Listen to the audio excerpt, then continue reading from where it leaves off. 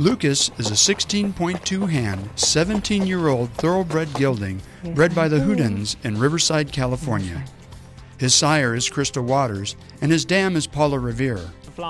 He ran in 3 races as a 2-year-old under the track name of Just Ask Mike. Stand back to Just Ask Mike and Sporting Gesture.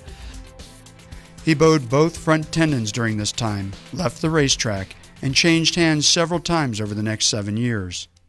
Well, I remember looking at Lukas initially, I kind of got the feeling that he just came off the racetrack. He had a swollen tendon that was evidence of probably quite a few races.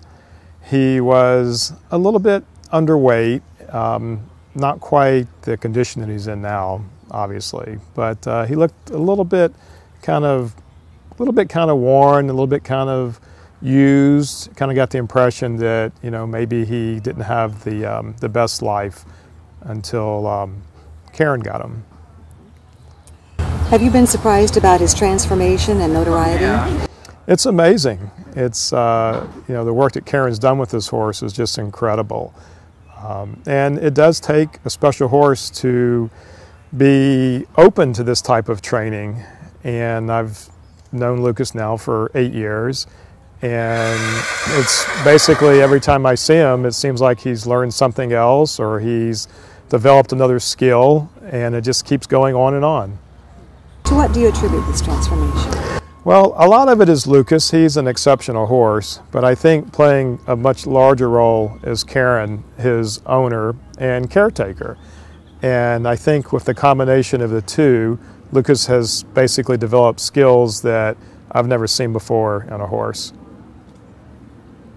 Is there something different or special about Lukas, or do you think other horses are capable of the things that he does? Well, I run across horses all the time that I think are smarter than other horses, and a lot of times we'll base that on how they react when they see me. If a horse has, unfortunately, a negative experience as far as pain and that sort of thing, that obviously I don't necessarily do on purpose, but with exams or injections and things like that, there are some horses that remember me, or certain procedures they'll remember. Although a lot of horses don't. And you can do one thing to a horse and he doesn't seem to remember that anything was ever done to him. Lukas is kind of just the opposite. Lukas remembers everything that I've done to him. He knows me quite well. Although when Karen's around, he lets me work on him. He's fine. When Karen's not around, he's not quite so understanding as far as what needs to be done. So I think Lukas has some extra intelligence that I don't see in a lot of horses. Well, I think after spending time with Lukas through the years, I realized that horses do have the tremendous ability to learn, and also a tremendous bonding ability.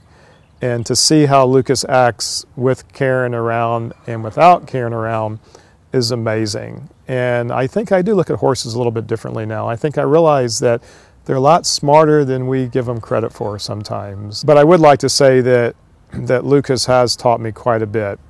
Dealing with horses all the time, I have different experiences, some good, some not so good. But the fact that I can see Lukas learn things makes me realize that horses do have the ability a lot farther than we've ever imagined for their learning and their understanding.